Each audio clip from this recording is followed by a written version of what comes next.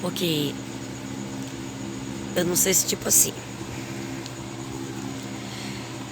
Porque a Francinete, o pai da Jenny era o. A Francinete falava que o pai da Jenny era um homem chamado Léo. Só que é tipo assim, ela contava que o Léo tinha uma draga.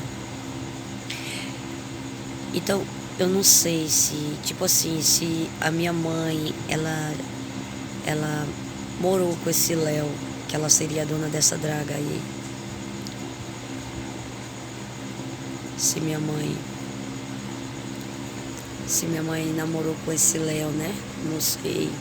E, por exemplo, a draga sendo dela e deve ter acontecido alguma coisa se no caso for verdade. Aí ela talvez esse Léo já se interessou pela Francinete, né? Sei lá, alguma coisa assim. E aí, porque era assim, o Léo, ele era dependente químico e a Francinete Marreiro da Silva também. E parece que minha mãe não fumava. Minha mãe não usava droga. E aí, bom, eu não sei, né?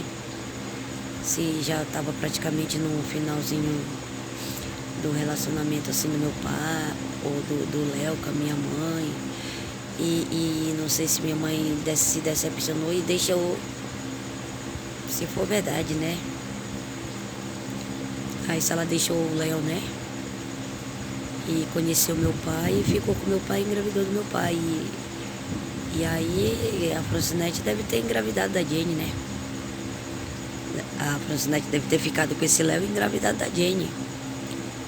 Então aí, pelo Léo talvez ficar nessa draga, aí a Jenny pensava que a draga era dela e a Francinete também, né?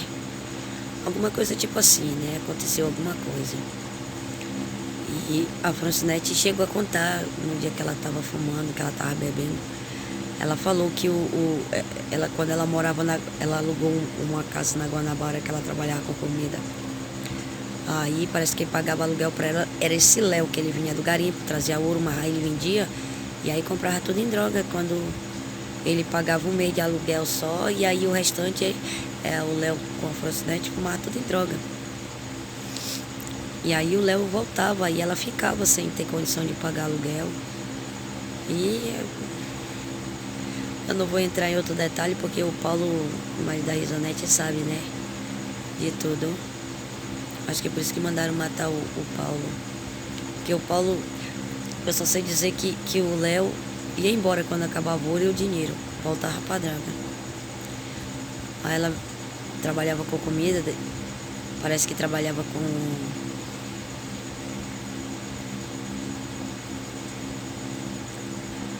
detergente, né? Aquele coisa que compra e faz, coloca no litro numa coisa de refrigerante para vender, né? Mas ela contou assim, porque ela tava bebendo e fumando, né? Ela falava assim que ela saía para vender, mas aparecia os caras também. Aí ela fazia o programa, né? Fazia programa. Mas aí o Paulo da Risonete falou que quando ela chegava era com a mão cheia de parada e os caras para fumar tudo dentro da casa que ela tava. E os caras ficavam alisando a Risonete com a Laodiceia, que já era maiorzinha, né? E uma vez a Laodiceia cortou até um homem chamado Pedro, que eu conheci lá no Grêmio, cortou de teçado, porque ele tava fumando com a Francinete. Aí ele foi querer, aí pegou no peito dela, tá entendendo? Pegou no peito da Laodiceia, a Laodiceia cortou ele com o teçado. Aí o Paulo me contou que, tipo assim, quando ele chegava lá, que aí chegava lá, disse que ela já tava morando na Afonso Pena, naquela casa que ela alugou. Sei lá, mas acho que era lá. Mas era numa casa lá, não sei se era na Guanabara ou na Afonso Pena já. Eu só sei dizer que o Paulo me contou que quando ele chegava lá, porque o Paulo ficou com raiva, né? Que a Risonete ficou com o doutor Edmar e o Paulo ficou com raiva. Aí o Paulo contava que quando ele chegava lá, a Francinete não tava. A Jenny, a Risonete e a Laodiceia, a Jenny em casa. Ele abria a geladeira, só tinha água. Aí ele ia comprar carne moída para a Risonete fazer. Aí a Risonete tinha 13 anos, quando a Risonete chegou lá na casa do Paulo, com a boca cheia de sangue. A Risonete pedindo ajuda do Paulo. Aí o Paulo perguntou o que foi, Risonete. Era assim, porque quando a Francinete chegava muito doida, já tinha fumado e bebido com as paradas de droga, ela não trazia, não colocava comida. E aí quando ela chegava, que às vezes ela trazia os caras e ela queria as coisas prontas, comida pronta. Mas como é que a Risonete e a Laodiceia e a Jane iam fazer? Porque a Jane era pequena. Como é que elas iam fazer, se nem elas comiam? É por isso que a Laodiceia e a Jane começaram a se prostituir cedo. Porque a própria Francinete mesmo, se chegava homem lá, ela falava, né? Já incentivava para Laodiceia e a Jane. Tá entendendo? Ó, isso aqui é minha filha, ó, você aproveita, o cara tá cheio de dinheiro aí. Era assim que ela falava pra mim, eu digo, não me amarro, não coisa muito nisso não. Ah, mas se tu não se virar, não sei o que, não. Tá entendendo?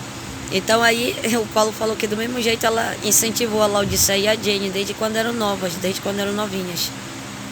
Tanto que é que uma vez eu cheguei na casa da Francinete na Afonso Pena, aí eu escutei ela, eu vi a Laodiceia tá chorando, a minha prima, porque eu pensei que ela era minha irmã. Eu vi a Laodiceia tá chorando, falando. Aí lá na Afonso Pena, pra esse lado aqui da parede tinha um corredor, aí eu me escondi lá no corredor. Aí eu escutei a Laodiceia falar, mãe, se hoje eu sou essa monstra, a culpa é da senhora. A senhora nunca foi mãe nem pra mim, nem pra Risonete, nem pra Jane. Se nós queríamos comer melhor, se eu queria vestir uma roupinha melhor com a Jane, se nós queríamos comer alguma coisa melhor, nós tínhamos que se prostituir. Porque a senhora mesmo jogava nós no braço dos homens. Tá entendendo?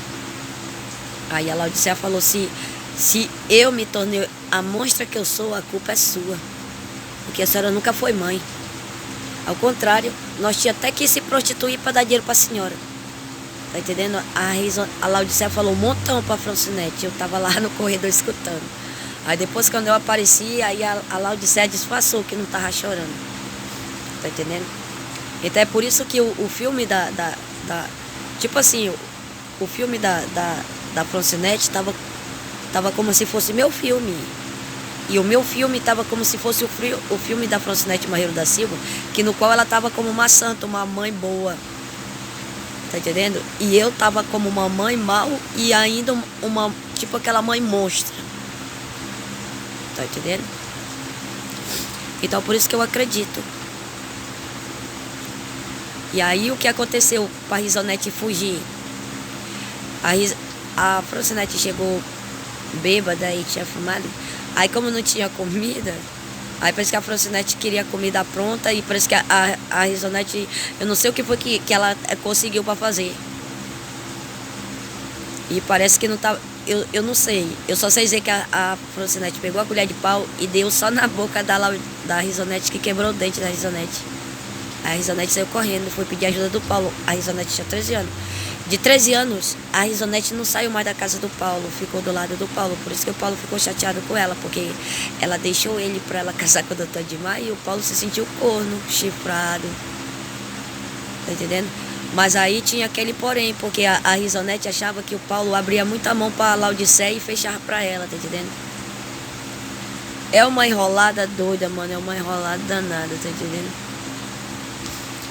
Ó, depois que a Francinete me encontrou, foi que a vida da família dela melhorou, principalmente da Risonete, da Jane, porque a Laodiceia tava querendo vir pro Brasil, porque falaram que lá onde ela tava, colocavam ela para lavar um monte de louça, tava que nem escrava lá, tá entendendo?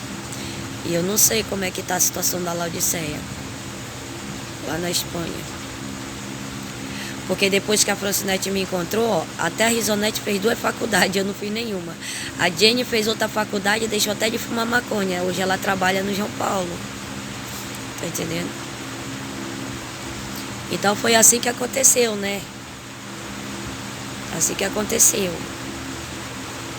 Eu acho que a minha mãe separou do meu pai.